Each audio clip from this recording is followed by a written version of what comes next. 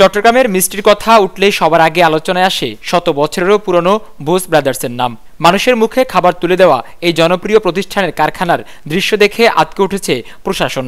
সেখানে ইঁদুরের দাপাদাপি, তেলাপোকার উপদ্রব, চিকা আর টিকটিকির অবাধ বিচরণ।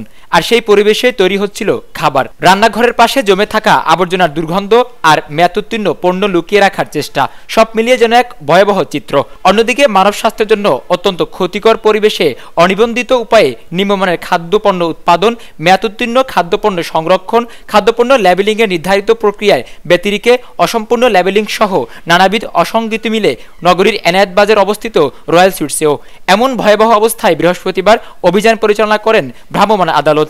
এ সকল অভিযোগে বোস ব্রাদার্সকে 3 লাখ এবং রয়্যাল সুইটসকে 2 লাখ টাকা জরিমানা করা হয়। সাধারণ মানুষের জন্য নিরাপদ খাদ্য নিশ্চিত করতে এমন অভিযান চলার আশ্বাস সংশ্লিষ্ট কর্তৃপক্ষের।